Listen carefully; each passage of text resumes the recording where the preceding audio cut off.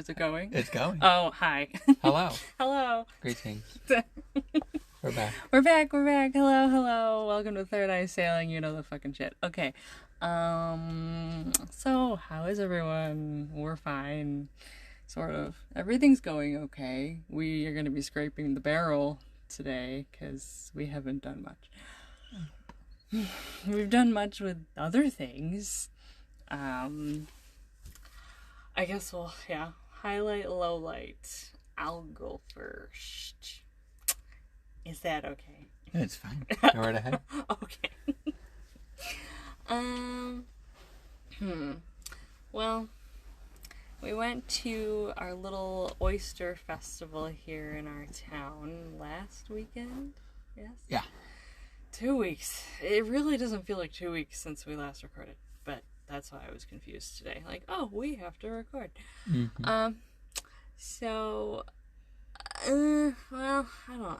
Highlights, I guess, is trying an oyster.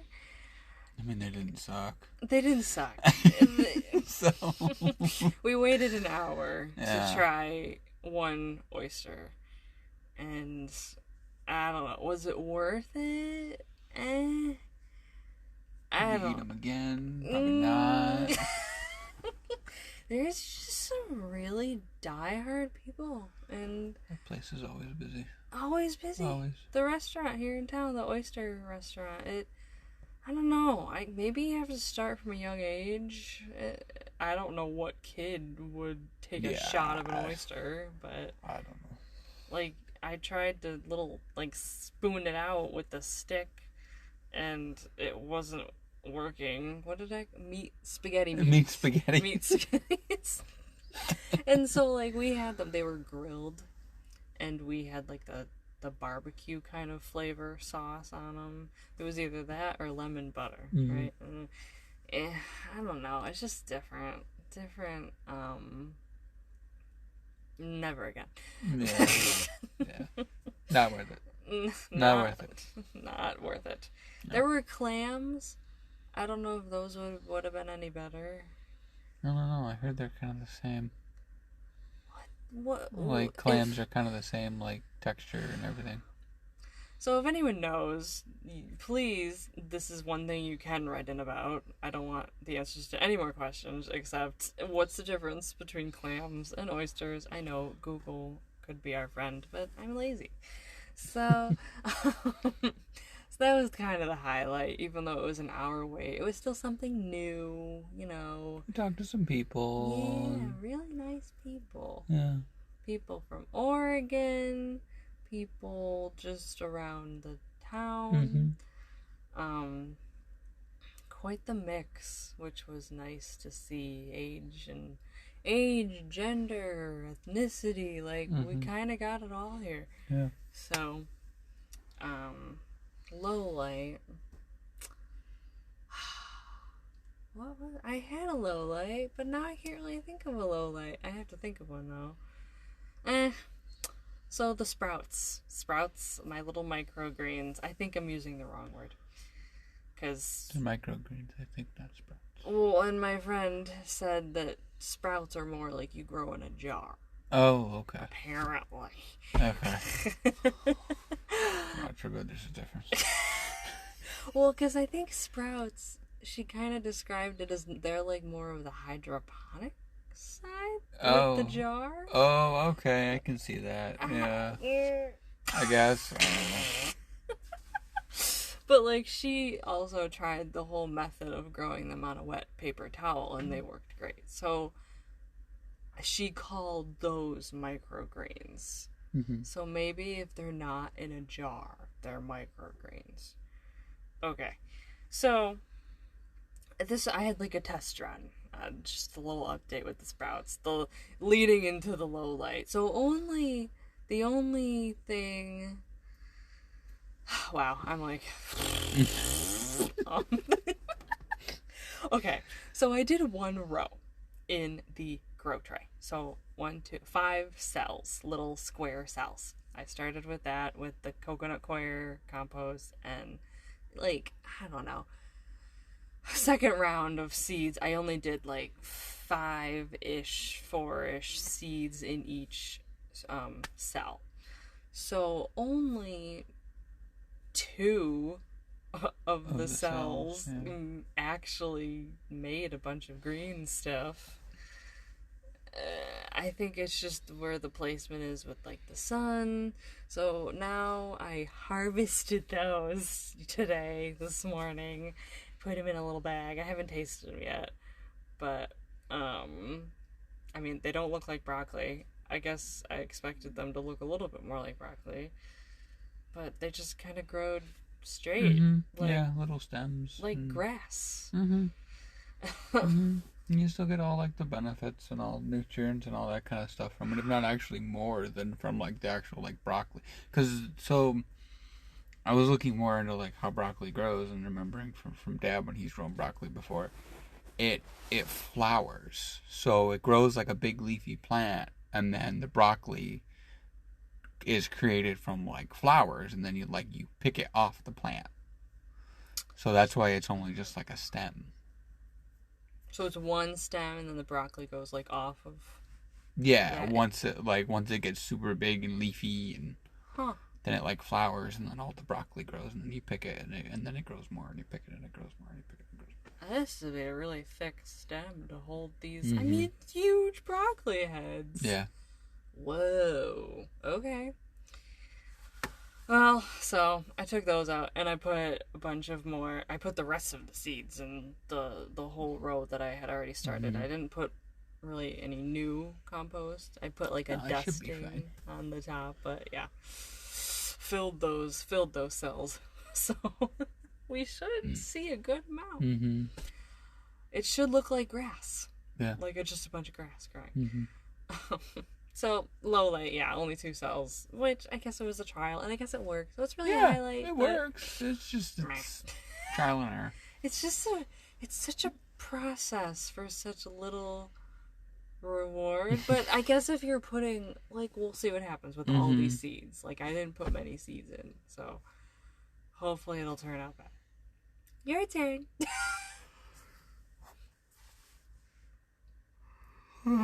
Yawn.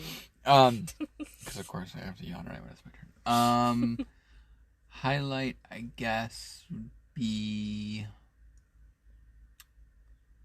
we're gonna be doing our first big upgrade to the boat, so I can see that as a highlight. What are you talking about? we're gonna be doing our big battery upgrade. Duh. Yeah. I guess that's a big one. Yeah, we ordered all the stuff for that, and it's kind of started trickling in, and we'll start getting that together over the next couple of weeks. You drew a diagram. Yeah, I drew a very crappily drawn diagram, but it's a diagram. It's something I can kind of reference when I'm wiring things.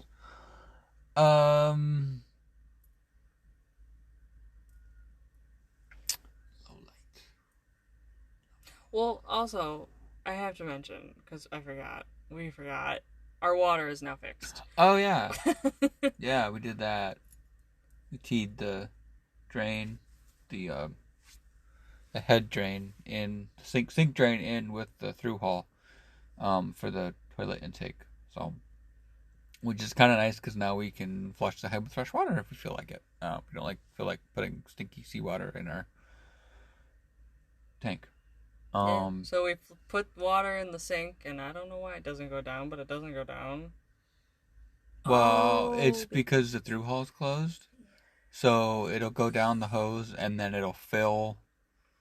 It'll backfill that part of the intake hose, and then when you flip it to the wet or whatever mode, and you suck all the water in, it basically sucks all the water through from the sink. From the sink. So it works. It works. Yeah, I think it works pretty well. So just one thing that at least when we're on the dock, I guess it's a little bit easier. It doesn't smell as bad. People say, "Oh, if you treat your tank fine, the seawater's not going to smell bad." Well, we're in a marina, so who knows what's growing in this water? Ew. Did you say a low light? I'm sorry. Low light. guess a little late could be we haven't really been sailing since the Yeah. last time. Well, because it's been windier-ish. Yeah, it's been windier-ish, and We're waiting.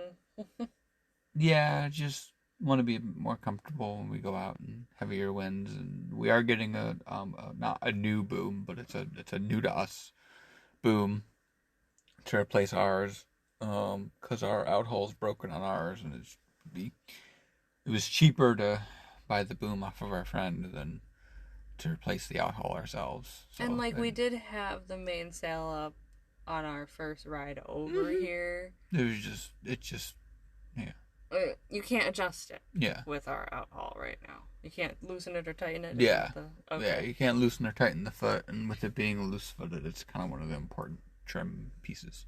And so when we went out, just us last time, we only put the Genoa out. Mm-hmm. So Gary. that's okay when you have not as high winds. Yeah, and it just you don't have as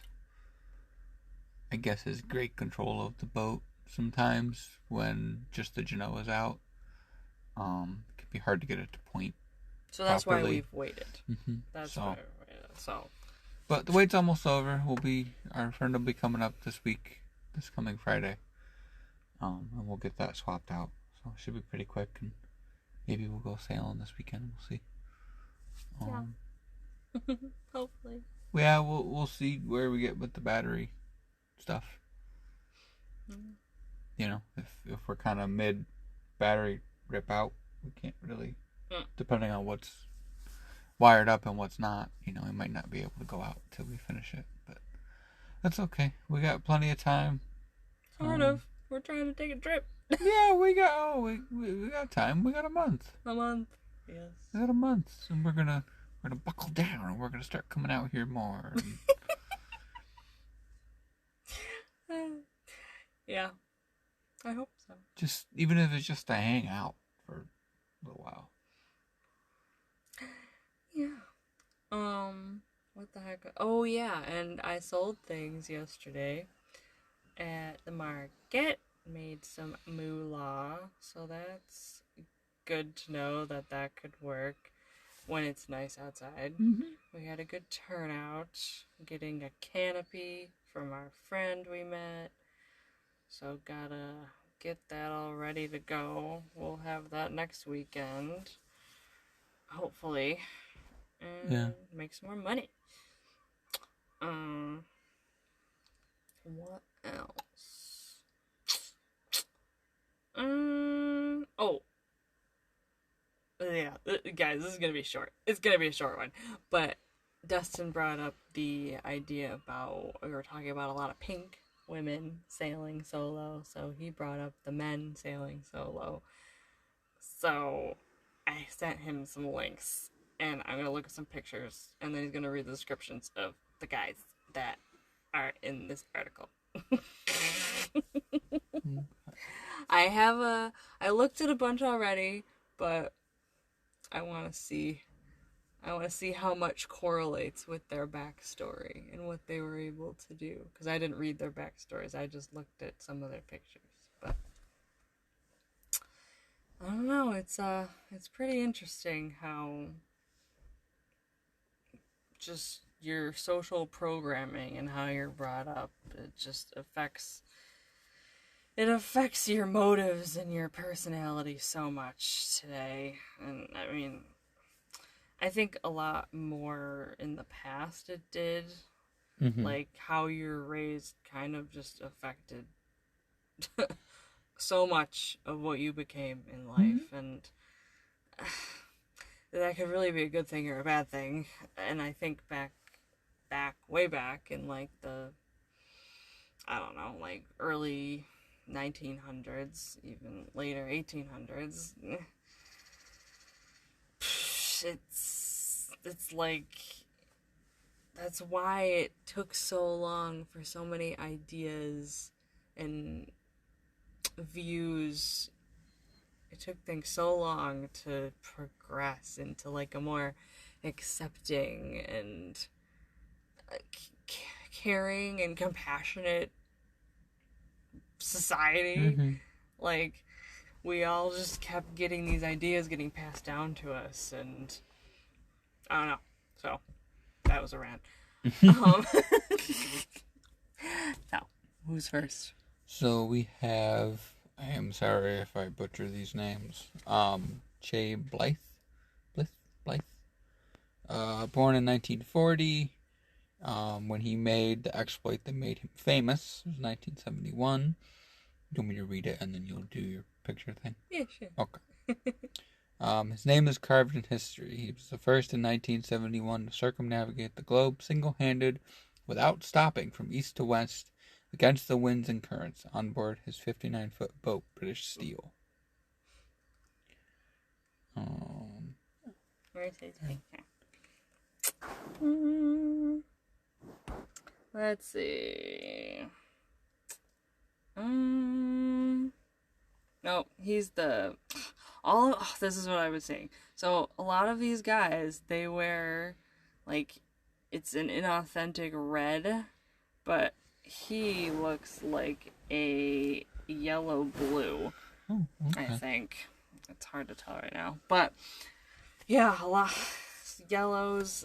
That's kind of what I've been seeing. The consensus for the men. I don't know what it is, but then they wear this like haze of red, which kind of tells me that they yellow, the color yellow, the aura color yellow in general, it's more of a, they tend to be a little bit nitpicky with things, can have a little bit of like OCD tendencies sometimes, which isn't, it's just the way some people are. But they're like very, very particular a lot of the time, and they're very critical of like themselves, and this can reflect on others too. But they can be very, very much perfectionists. But they're also like very driven, very, very creative, very they see the detail, like all the details. Like editors are most likely yellows because they catch it all. So they're able to pick out stuff in a haystack. They're just really good at that. So it's interesting that it's the men with the yellow, but the inauthentic red, because yellows generally as men, you could have been seen back in the days as like not as manly, like more seeing the details and stuff. That's like a lot in, let's say, women's fashion, being able to see things that look really good, or just having that keen eye, like with interior design. So like the red, they probably wore that because they felt that they needed to appear more masculine, and red is like it's like a natural alpha color, and both yellows and reds, they're very assertive people. They go after what they want. But that little extra red in a lot of the guys that I've seen, they probably just needed that to get by in their journeys and to deal with the public eye in their races, and just having that little red chip. They just needed. Who else we got? Right. We got one more. Robin Knox Johnston, born in 1939. He had a couple exploits that made him famous. His first one was in 1969. He became the first man to perform a single-handed non-stop circumnavigation of the globe. He was also the second winner of the Jules Verne Trophy. I don't know what the Jules Verne Trophy signifies. I'll have to look that up and get back to you. Together with Sir Peter Blake, I guess. Him and Sir Peter Blake were the winners that year. He won a Yachtsman of the Year award in 2006.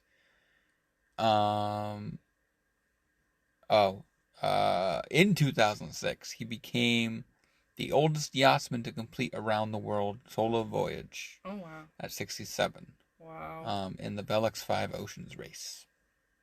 What is that? Where is that? One of the races that they do. Hey, there's so many. Like, that's what I've learned coming into this whole world. Oh, yeah. Here, hang on. Clicked on his picture, so it should have. Oh, is he... Is it inverted? No. Oh, is that? Okay. Let me see here.